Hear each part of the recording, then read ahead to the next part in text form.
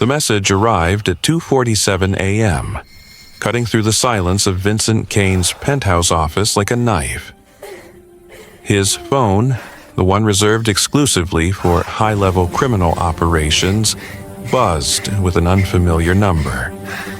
He almost ignored it. Almost. Then he read the words that would change everything. "He's killing my mom. Please help us." Vincent's jaw tightened as he stared at the glowing screen, the words burning into his retinas like brands. Around him, the city sprawled in a carpet of lights 40 stories below, each pinprick of illumination representing territory he controlled, businesses he owned, people who feared his name. The glass walls of his penthouse office reflected his own image back at him. A man in his late 30s. Expensive suit jacket draped over his chair, shirt sleeves rolled up, revealing forearms marked with scars that told stories he never shared. Documents lay scattered across his mahogany desk, proposals for expanding his operations into the waterfront district. Numbers that would make legitimate businessmen weep with envy. An untouched glass of whiskey sat beside his laptop, amber liquid catching the cold blue glow of the screen. This was Vincent Kane's kingdom. An empire built over 15 years through calculated violence and strategic fear. His name alone could silence a room full of hardened criminals. Men twice his size stepped aside when he walked through doors. Police looked the other way when his Mercedes purred through their jurisdictions. He had murdered, extorted, and destroyed his way to the top of the East Side Syndicate, and he wore that power like a second skin, comfortable, familiar, unquestioned. But this message didn't fit.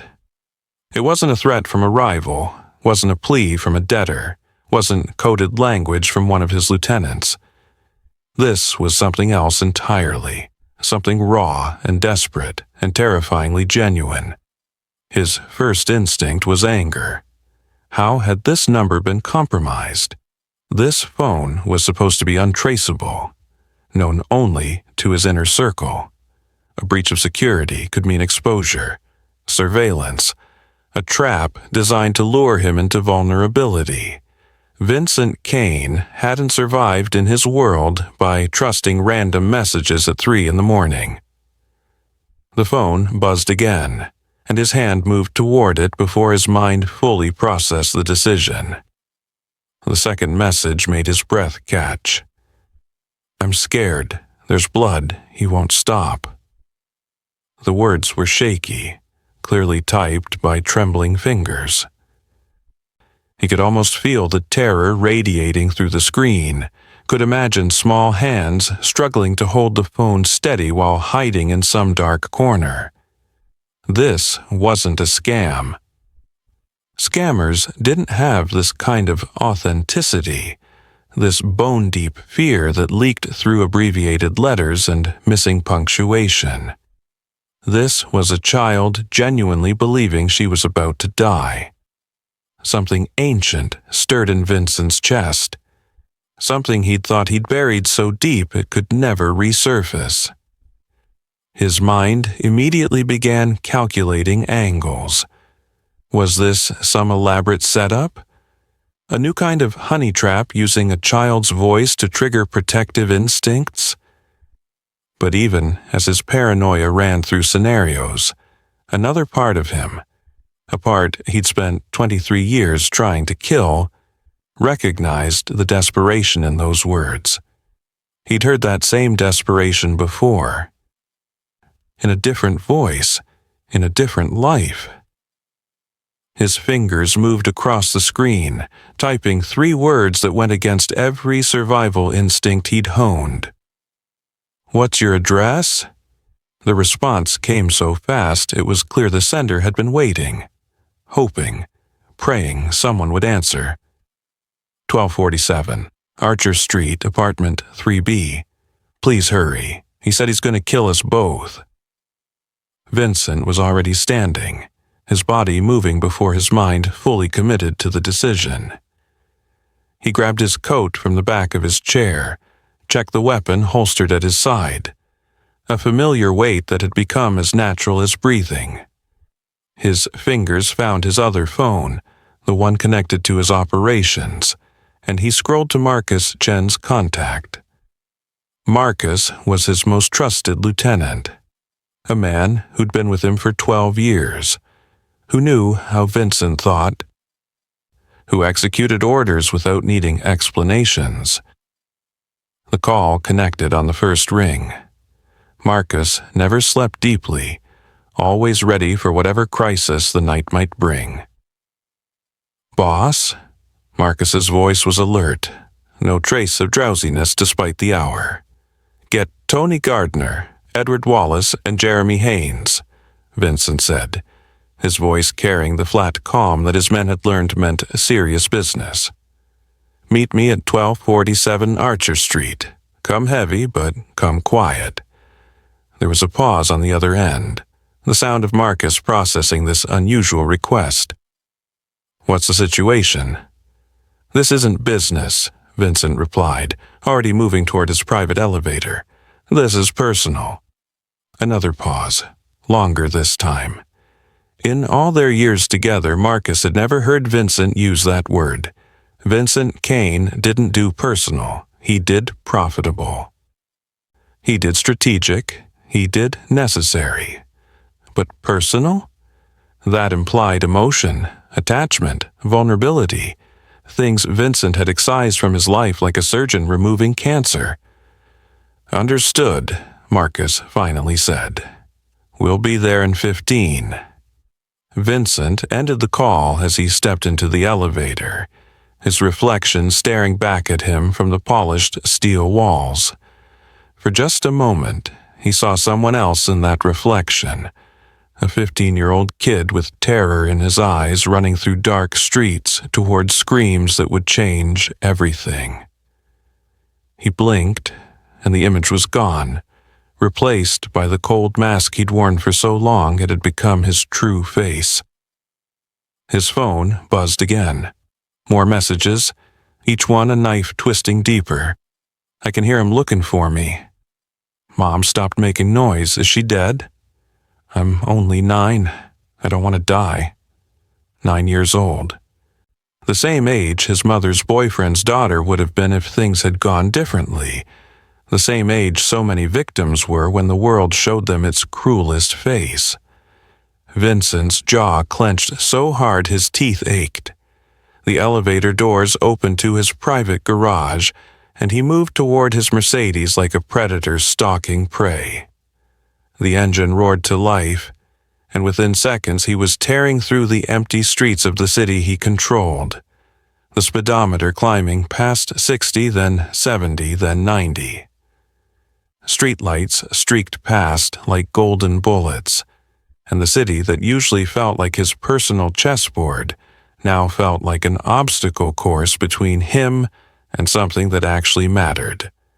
His phone sat in the cup holder, screen illuminated with the GPS. 18 minutes to destination. 18 minutes for a 9-year-old girl who might not have 18 seconds. Vincent pushed the accelerator harder. The stairwell of 1247 Archer Street smelled like failure, mildew, stale cigarette smoke, and something sharper that Vincent recognized as despair. Fluorescent lights flickered overhead, casting strobing shadows that made the graffiti-covered walls seem to pulse with their own sickly life.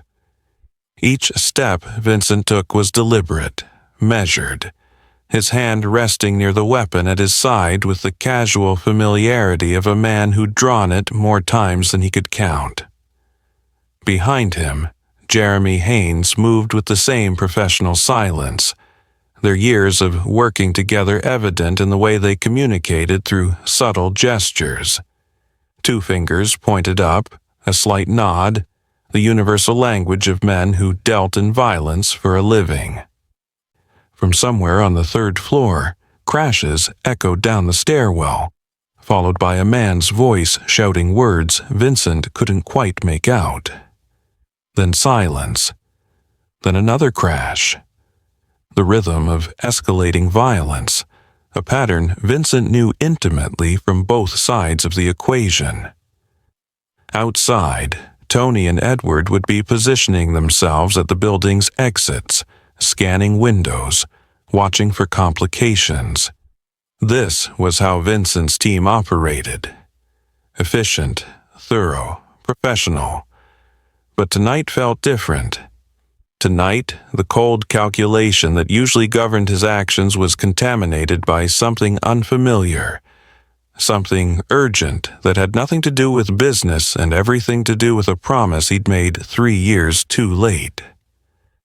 The door to apartment 3B came into view at the end of the hallway, and Vincent's mind betrayed him, pulling him backward through time even as his body moved forward through space. 23 years ago, Vincent Torres had burst through a different apartment door and found his mother pinned against a wall, Marcus Webb's hands wrapped around her throat like a vice. Amber's face had been purple, her eyes bulging, consciousness fading behind a veil of oxygen deprivation. The bruises were already forming, dark flowers blooming across her skin in real time. Vincent hadn't thought. Thinking would have paralyzed him, would have given him time to calculate the impossibility of a scrawny 15-year-old taking down a grown man who outweighed him by 80 pounds. Instead, pure instinct had driven him to his bedroom, to the baseball bat he'd gotten for his 14th birthday, to the aluminum weight of it in his trembling hands. The crack of wood against Marcus Webb's skull had been the loudest sound Vincent had ever heard, louder than the screams, louder than his own heartbeat thundering in his ears. Marcus had dropped like a puppet with cut strings, blood pooling beneath his head on the worn carpet. Amber had gasped for air, coughing violently, alive but barely. And Vincent had stood there with the bat raised for another swing, something fundamental breaking and reassembling inside him in that moment. His mother's voice, hoarse, damaged, but still commanding, had cut through his rage. "Mijo, stop, you'll kill him, stop." The police had arrived eventually, too late to have prevented anything that mattered. They'd taken statements, photographs, measurements. They'd looked at 15-year-old Vincent differently after hearing his story. Seeing the blood on his hands, recognizing something in his eyes that hadn't been there before. Marcus Webb had been released from the hospital 2 days later and had vanished from the city within a week. Whether he'd fled on his own, or whether Vincent had made arrangements through the older street kids who'd suddenly started treating him with respect, that remained an unspoken truth between mother and son. Amber had begged him to stay in school, to not let Marcus Webb destroy his future too. But it was already too late. Vincent Torres had learned that the system couldn't protect the people he loved, that the only real power was the kind that made others afraid to hurt you in the first place. By 17, he was running crews. By 21, he'd taken over East Side territory through a combination of strategic violence and calculated risk that made older criminals shake their heads in reluctant admiration. By 25, Vincent Torres was dead and Vincent Kane was born. Cold, untouchable, wealthy beyond measure. Amber had watched her son's transformation with heartbreak in her eyes. He'd bought her houses she refused to live in. Given her money she donated to domestic violence shelters under anonymous names. She'd loved him fiercely, but she hadn't recognized him anymore. Their relationship had strained under the weight of what he'd become, Love never dying, but understanding fading with each year, each body, each territory expansion. 3 years ago, her heart had finally given out. Decades of trauma and stress collecting their debt. Vincent had sat at her bedside, the feared crime boss reduced to a heartbroken son, and heard her final words. "Promise me you'll use this power for something good, mijo. Promise me you'll protect the people who can't protect themselves." He'd promised with tears he hadn't shed in years, meant it with every fiber of his being. But how could he keep such a promise when his entire empire was built on violence?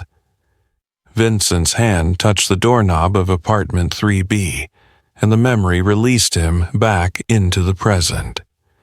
The door was unlocked, slightly ajar, as though fate itself was inviting him inside. Jeremy gave him a questioning look, and Vincent responded with silent commands honed through years of operations. Extract civilians, neutralize threat. No witnesses beyond the victims themselves. But internally, this was personal in ways Jeremy couldn't begin to understand. This was Vincent Torres, and Vincent Kane finally aligned in purpose after 23 years of warfare between them. His phone buzzed one last time. Lily's battery was at 3%. Her final message, just 2 words. "Please hurry." Vincent pushed the door open, weapon drawn, moving with the fluid precision of a man who'd breached 1,000 doors in his criminal career. The apartment layout was sickeningly familiar, small, cramped. The same type of space where dreams went to die and monsters went to hunt. The living room was chaos incarnate. Furniture overturned, broken glass scattered across carpet stained with fresh blood. Family photos knocked from walls to lie face down like fallen soldiers. Jeremy peeled off toward the kitchen and bathroom, while Vincent moved down the hallway, past more family photos that showed happier times. A woman with kind eyes, a little girl with a gap-toothed smile, normalcy that had been shattered tonight. Lily's bedroom door stood open, revealing more chaos, but no Lily. She'd hidden well, just as he'd told her to. The master bedroom door was closed, but Vincent could hear everything beyond it. A man's voice, slurred with alcohol and rage. "Come out, you little brat. You think hiding will save you? You think anyone's coming to help?" Vincent's hand tightened on his weapon.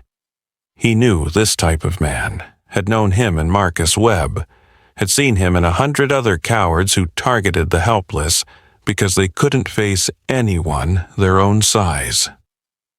Through the crack beneath the door, he could see movement. Jake Mitchell searching the closet, his back to the entrance. Too drunk and too confident to consider that someone might actually answer a desperate child's plea. Then Vincent saw her. Through a gap in the bathroom door off the master bedroom, Lily's eyes stared out at him, wide, terrified, but alive. Her phone was dead in her small hand, her body wedged behind the toilet in a hiding spot born of pure survival instinct. Their eyes met across the darkness, and Vincent raised one finger to his lips. A silent promise passed between them in that moment. "I've got you." He stepped into the room, his voice cutting through Jake Mitchell's drunken rage like a blade through silk. "Looking for someone?" Jake spun around, confusion flashing across his face before morphing into anger. "Who the hell are you?" Vincent smiled. And it was the kind of smile that had made hardened criminals reconsider their life choices. "I'm the someone who came to help." Jake Mitchell was a big man, 6'3" of construction-hardened muscle, with hands the size of dinner plates and shoulders that had intimidated smaller men his entire life. But standing in his own bedroom, facing Vincent Kane, he looked suddenly diminished. Disheveled hair stuck up at odd angles. His shirt was stained with what Vincent recognized immediately as someone else's blood, and his eyes were red-rimmed from alcohol and rage. This was the face of every coward Vincent had ever known, the same face Marcus Webb had worn 23 years ago, the face of a man who hurt people weaker than himself because it made him feel powerful. "Who the hell are you?" Jake slurred, swaying slightly. "This ain't your business. Get out of my house." Vincent didn't move, didn't blink, just stood there with the kind of stillness that predators possess right before they strike. His eyes cataloged everything: Jake's unsteady stance, the defensive wounds on his forearms where Sarah had obviously fought back, the way his right hand was already swelling from whatever he'd used it for tonight.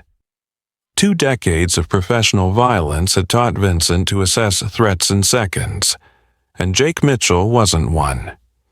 He was big, yes, but drunk, sloppy, and most importantly, he was used to his size doing the work for him. Vincent had destroyed bigger men with less effort than it took to order coffee. "Where's the woman?" Vincent's voice was cold, direct, cutting through the tension like a scalpel. "Sarah's fine," Jake spat, taking an aggressive step forward, trying to use his size advantage. "She just needed to learn some respect, like her brat daughter." He gestured vaguely toward where Lily was hiding, unaware that Vincent had already spotted her. "This is family business. You need to leave before you get hurt." Vincent almost laughed. Almost. Instead, he took one measured step forward, watching Jake instinctively step back. The power dynamic shifted in that moment, predator and prey roles reversing despite Jake's size advantage. Family doesn't hunt children through their own home. "I said get out." Jake's voice rose, desperation bleeding through the bravado. "This is my house. You think you can just walk in here? You know who I know. I got connections." "Connections," Vincent repeated, his voice carrying a dark amusement that made the hair on Jake's neck stand up. "Tell me about your connections." Jake's alcohol-soaked brain scrambled for names, for any kind of leverage. He started dropping them: local dealers, small-time criminals, people he'd met at bars who'd talked big about their operations. The kind of connections that impressed other drunks, but meant nothing to someone who actually controlled territory. Vincent's smile was the kind that made hardened criminals reconsider their life choices. "Those connections work for me, or they did until you mentioned their names." The color drained from Jake's face as understanding dawned through the alcohol fog. His eyes widened, darting between Vincent's calm expression and the door that was now blocked. "Wait, you're Vincent Kane?" "Boss," Jeremy's voice called from the hallway, professional and matter-of-fact. "Found the woman. She's breathing but needs medical attention." Vincent didn't take his eyes off Jake. "Call Dr. Chen. Tell her it's urgent. And find the child. She's hiding somewhere safe." Jake's desperation crystallized into panic. He was trapped in his own bedroom with a man whose reputation made experienced criminals lose sleep. His eyes darted to the window. 3rd floor, too high to jump. To the door, blocked by Vincent. To the lamp on the nightstand, his last stupid option. He lunged for it, clumsy and telegraphed, fueled by panic and the kind of liquid courage that evaporated in the face of real danger. Vincent moved like water, flowing around Jake's attack, disarming him with surgical precision, and within seconds had him face down on the carpet with a knee pressed into his spine and a hand wrapped around his throat. The role reversal was complete. Jake Mitchell experiencing exactly what Sarah had felt, what Amber had felt, what every victim of men like him felt in their final moments before violence consumed them. "Please," Jake wheezed, Vincent's grip cutting off just enough air to make him understand how fragile life really was. "Please, man, I didn't mean it. Things got out of hand. She's my wife. I have rights." Vincent's grip tightened, watching fear bloom in Jake's eyes like a poisonous flower. The temptation was overwhelming. To finish this, to eliminate this threat permanently, to avenge not just Sarah and Lily but Amber too. His entire body wanted it, muscle memory from 2 decades of ending problems permanently. It would be so easy, so final, so right. "Don't kill him." The voice was small, frightened, but clear.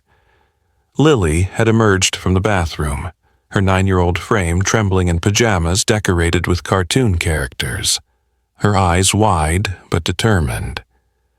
She looked at Vincent with something he hadn't expected: concern. Not for herself, not even for her mother, but for him. "If you kill him," she said, with the kind of wisdom that shouldn't exist in someone so young, "you'll go to prison. Then who will protect us?" Vincent's hand loosened fractionally. The words hit him harder than any physical blow could have. Here was a child who'd been terrorized, whose mother lay unconscious in the next room, asking for mercy. Not because Jake deserved it, but because she understood consequences better than most adults. Because she'd already decided that Vincent was worth protecting too. Jake's pleas continued, a babbling stream of promises and excuses, but Vincent wasn't listening to him anymore. He was listening to Amber's voice in his memory, to Lily's wisdom in the present, to the part of himself he thought was dead, making one final argument for redemption over revenge. He leaned close to Jake's ear, his voice barely above a whisper but carrying more menace than any shout could have. "Here's how this works. You're going to sign divorce papers. You're going to leave this city. You're going to check in weekly with my organization. And if you break any of these rules, if you harm anyone else, if you even raise your voice to another person, I will find you. And next time, there won't be a little girl here to save your life. Do we understand each other?" Jake nodded frantically, tears and snot mixing on his face, any pretense of masculinity or power completely shattered. Vincent stood, releasing him but not holstering his weapon, and gestured toward the door. "Get out of my sight." Jeremy appeared in the doorway, professional assessment in his eyes. "Sarah's in the living room. Head wound, broken ribs, defensive wounds on her arms. She needs real medical care." Vincent nodded, already planning logistics as Tony and Edward dragged Jake out of the apartment. His fate uncertain, but his threat level reduced to 0. Lily rushed past Vincent to where her mother lay on the blood-stained carpet, and the sight of them together, child crying over unconscious parent, nearly broke something fundamental inside him. Dr. Elizabeth Chen arrived within minutes, her practiced eyes assessing Sarah's condition with the efficiency of someone who'd patched up Vincent's people more times than either of them cared to count. "She'll survive," Dr. Chen said quietly, "but she needs my clinic, not a hospital. Police would complicate things." "Will they take me away?" Lily's voice was small, terrified of a different kind of loss. Social services? Vincent knelt beside her, bringing himself to her eye level the way he used to with Amber. No one's taking you anywhere. You're going to stay with your mother and both of you are going to be safe. I promise. As Sarah was loaded into an unmarked vehicle, Lily insisted on riding with Vincent rather than the ambulance. In the back seat of his Mercedes, the same car he'd used for countless criminal operations, she asked questions with the innocent curiosity of a child who saw him as a hero rather than the monster he knew himself to be. Does he have kids? No. Is he a policeman? Not exactly. Will he visit them? Vincent looked at her in the rearview mirror. This small girl who'd accidentally texted a crime boss and somehow found the one person who understood her trauma intimately. If you want me to. At the clinic, as Sarah regained consciousness and started crying with relief at seeing Lily safe, Vincent prepared to leave. Job done. Life saved. Promise kept. Time to disappear back into his world of violence and power. Will I see you again? Lily asked, and something in her voice made Vincent pause at the door. He should say no. Should let them rebuild without the complication of criminal entanglement. Should protect them by staying away. But instead, he heard himself say, "Yes, I'll check on you both. Make sure you're really safe." Lily smiled, her first genuine smile of the night, and Vincent walked out into the pre-dawn darkness, knowing that something fundamental had changed in him. He couldn't walk away, wouldn't walk away. For the first time in 23 years, Vincent Torres and Vincent Kane agreed on something. This family was worth protecting, whatever the cost. The sun was rising over the city when Vincent finally returned to his penthouse, painting the skyline in shades of orange and gold that he barely registered. He hadn't slept, hadn't even considered it. Instead, he sat in his leather chair by the floor-to-ceiling windows, watching the city wake up below him, a city he controlled through fear and calculated violence, yet a city that now felt slightly different. The same streets, the same territories, the same empire he'd built brick by bloody brick. But something had shifted in the foundation, something he couldn't quite name, but could definitely feel pressing against the walls he'd spent decades constructing around his heart. His phone buzzed with the usual morning reports. Shipments arrived, territory disputes resolved, money collected. The machinery of his criminal empire functioned with the precision of a Swiss watch, each component doing exactly what it was designed to do.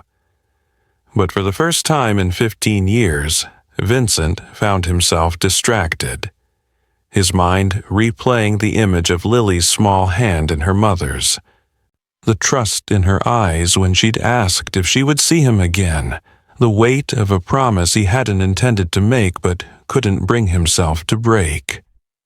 Marcus Chen arrived at 8 a.m., sharp, his expression neutral but his eyes questioning. Marcus had been Vincent's right hand for 12 years, had seen him make decisions that would give normal men nightmares, had never once witnessed his boss act on anything resembling emotion. Until last night. "Boss," Marcus said carefully, settling into the chair across from Vincent's desk, "we need to talk about the situation." "The woman and child are at Dr. Chen's clinic," Vincent replied, his tone flat, businesslike. "They're stable. The threat has been neutralized and removed from the city. Problem solved." "That's not what I'm talking about." Marcus leaned forward, his voice carrying the kind of concern that only came from genuine loyalty. "You took a personal risk last night, responded to an unknown number, went in without proper reconnaissance, made promises to civilians who now know who you are. Word's already spreading, boss. People are talking about how Vincent Kane has gone soft, about how you're getting involved with regular people, making yourself vulnerable. Vincent's jaw tightened. And who exactly is saying this? Victor Castellano's been making noise. Nothing direct, but he's testing boundaries, seeing if the rumors are true.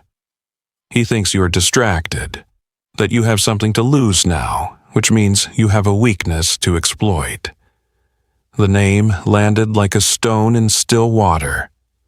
Victor Castellano was old school, traditional, the kind of crime boss who viewed any emotion as liability and any mercy as fatal flaw.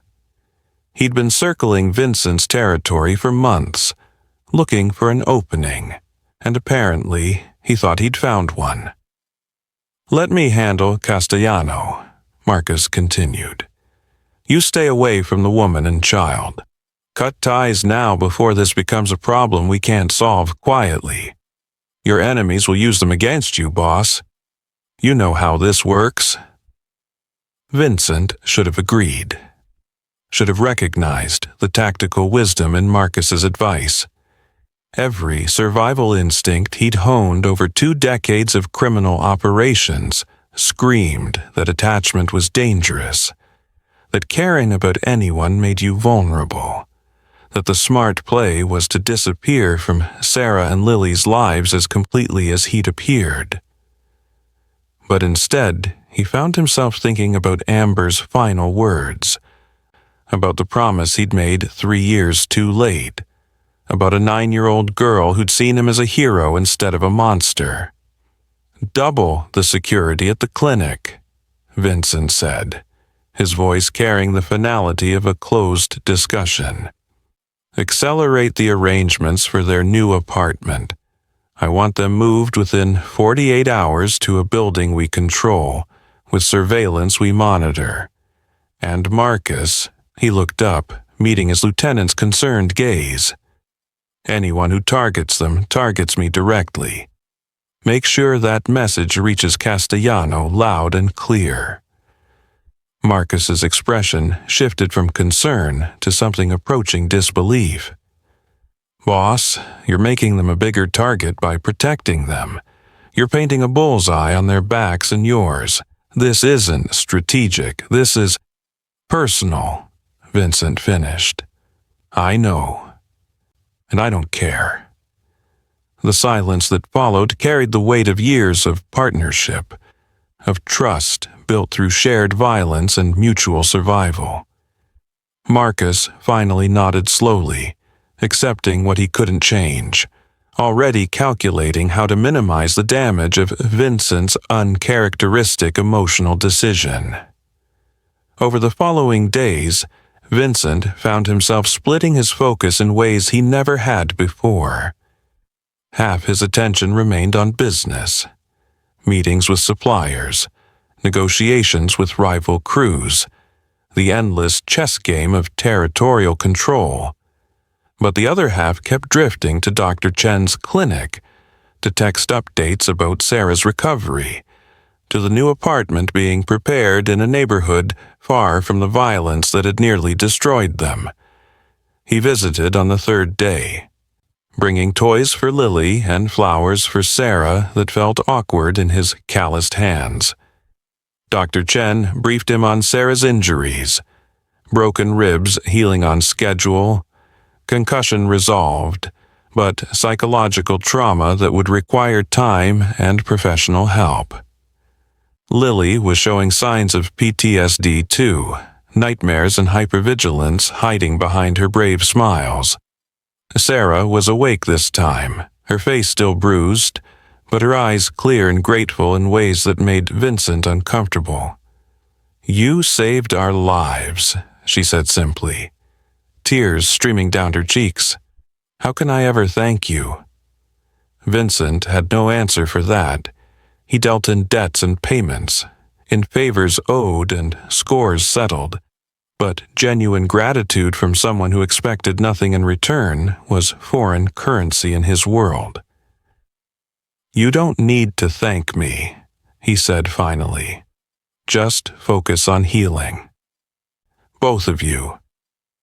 But it was Lily who broke through his defenses completely, emerging from behind her mother's hospital bed with a handful of drawings she'd made, stick figures of the man who saved us, crude but heartfelt representations of a hero she'd decided he was. She asked him questions that no one had asked in years. "Do you have anyone to take care of you? Are you lonely in that big office? Do you ever get scared?" The honest answers surprised even himself. Yes to all three. "You could be our family," Lily offered, with the simple logic of a child who hadn't yet learned that the world didn't work that way. "We could take care of you, too." Vincent left the clinic that day with his carefully constructed walls cracking in places he hadn't known existed, and with his phone ringing with news that would test every decision he'd made. Castellano had made his move. A warehouse hit, 3 of Vincent's men hospitalized, millions in product destroyed. The message was clear. This is what happens when lions pretend to be house cats. Vincent looked back at the clinic one final time, at the window where he knew Sarah and Lily waited in safety he'd provided, and made his choice. He wouldn't back down. Wouldn't abandon them to prove strength to men like Castellano. If protecting them made him vulnerable, then he'd be vulnerable and more dangerous than ever because of it. Because now he wasn't just defending territory or reputation, he was protecting something that actually mattered.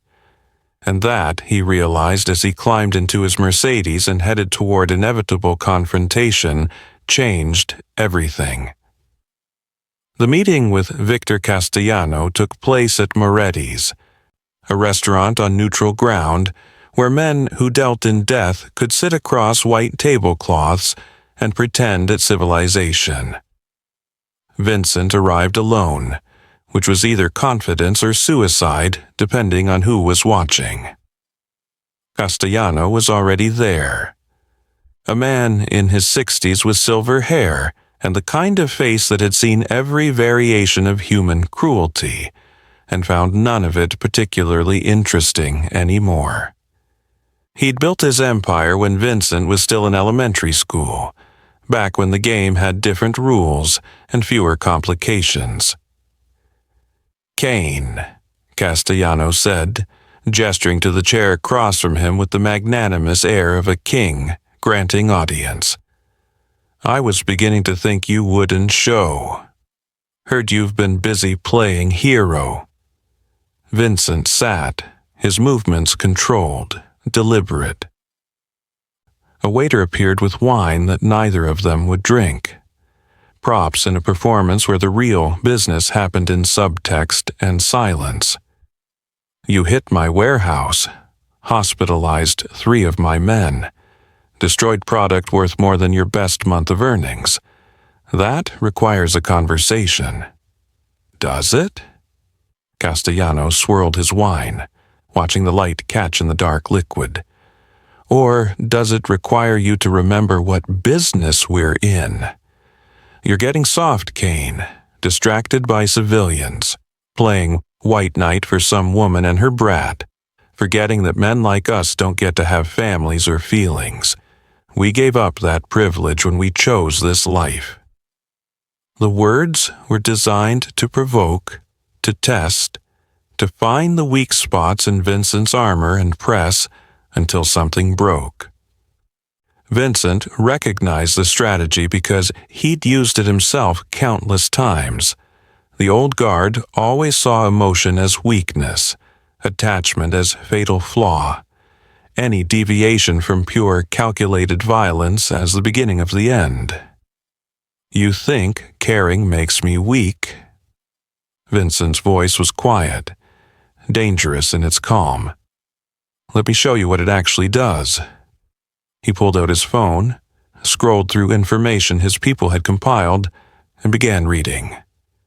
Your mistress, Sophia Benedetti, lives at 247 Harbor View. Your grandchildren attend St. Augustine's Preparatory. Your dialysis appointments are every Tuesday and Thursday at 4 p.m. at Mount Sinai Hospital.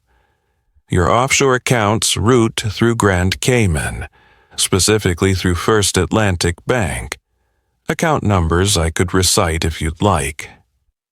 Castellano's expression never changed, but his hand tightened imperceptibly on his wine glass. Vincent leaned forward, his eyes holding the older man's gaze with absolute certainty. You thought having something to protect made me vulnerable, but it makes me more dangerous, because now I'm not just defending territory or reputation. I'm protecting something that matters. And that means I'll go further than you ever would, farther than you can even imagine, because you're still playing by old rules where we pretend we're civilized. I stopped pretending the moment I decided to care. The silence stretched between them, thick with implications and unspoken threats. Castellano was calculating, recalibrating, recognizing that he'd miscalculated badly. Vincent Kane wasn't weakened by attachment. He was unleashed by it. The difference was everything. "What do you want?" Castellano finally asked, and the shift in his tone acknowledged defeat without explicitly conceding it. "Restitution for the warehouse. Territory adjustments along the waterfront. You keep the west docks. I expand into the shipping lanes you've been eyeing. And an ironclad agreement. Sarah and Lily Mitchell are completely untouchable. You spread that word through every organization in this city. Anyone who goes near them answers to me, and you personally guarantee their safety within your sphere of influence. That's a lot to ask for one woman and child. That's what it costs to avoid a war you can't win." Vincent stood, straightening his jacket. "You're old school, Castellano. You think showing weakness invites attack. But I'm showing you strength, the strength to protect what's mine regardless of the risk. That's not something you can exploit. That's something you should fear." He left without waiting for a response, knowing the message had landed exactly as intended.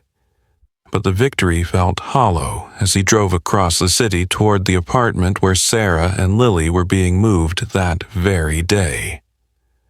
Marcus had been right about one thing. Protecting them did make Vincent vulnerable. It gave his enemies a target, a weakness to exploit, a way to hurt him that hadn't existed before. But walking away would mean abandoning the promise he'd made to Amber, would mean proving that Vincent Torres was truly dead, and only the monster remained. The apartment complex was in a better neighborhood, the kind of place where children played in supervised parks and security cameras covered every angle. Vincent's men were already there, sweeping the building, establishing protocols, turning a normal residential space into a fortress that didn't look like one. Sarah stood in the doorway of their new home. 3rd floor, corner unit, windows with actual views, and the relief on her face made every risk worthwhile. Lily ran to him the moment she spotted him, wrapping small arms around his waist with the unself-conscious trust of a child who'd decided he was safe. "Uncle Vincent, come see my new room. It has purple walls and everything." Uncle Vincent. The title hit him harder than any physical blow, carried implications he wasn't sure he was ready for but couldn't bring himself to reject. He let Lily drag him inside, past boxes waiting to be unpacked, past the life Sarah was trying to rebuild from ashes, into a bedroom that was exactly what a 9-year-old girl deserved. Safe, colorful, full of possibility. "You did this for us," Sarah said quietly, appearing in the doorway. "The apartment, the security, everything. Why?" Vincent struggled for words that wouldn't reveal too much or promise more than he could deliver. "Someone once made me promise to use my power to protect people who can't protect themselves. I'm just keeping that promise." "Your mother," Sarah said, and it wasn't a question. Lily had apparently shared their earlier conversation. She must have been an amazing woman to inspire this kind of loyalty. She was. Vincent's voice was rougher than intended. She deserved better than what life gave her, better than what I became. Sarah's hand found his arm, gentle but firm. "You saved our lives. You're giving us a fresh start. I don't know what you do. Don't know what your world looks like outside of this moment, but I know you're not the monster you think you are. Not to us." The words settled into spaces Vincent hadn't known were empty, filling them with something uncomfortable and warm and terrifying in its implications. He was standing in a normal apartment, helping a normal family move in, being called Uncle Vincent by a child who saw him as a hero. This wasn't his world. This was everything his world destroyed to maintain power and control. Yet here he was, choosing this moment over business meetings, choosing connection over isolation, choosing to be vulnerable in ways that could get him killed. His phone buzzed with a message from Marcus. Castellano agreed to terms. Word is spreading. The woman and child are untouchable. But boss, this isn't over. Having something to lose changes everything. Vincent looked at Lily, showing him her drawings. At Sarah, unpacking boxes with hope in her eyes. At the life he'd somehow become responsible for protecting. Marcus was right. This changed everything. But as Lily asked him to stay for dinner, as Sarah set an extra plate at a table that had never expected to seat a crime boss, Vincent realized he didn't want to go back to the empty penthouse, the expensive whiskey, the isolation that had defined his existence for 23 years. "I can stay for a while," he said, and watched Lily's face light up with joy that no amount of money or power had ever purchased. For the first time since Amber died, Vincent Kane felt like he was exactly where he was supposed to be. The cost of that feeling might be everything he'd built, but sitting at that table, teaching Lily how to play chess while Sarah hummed in the kitchen, he found he didn't care. Some things, it turned out, were worth the risk.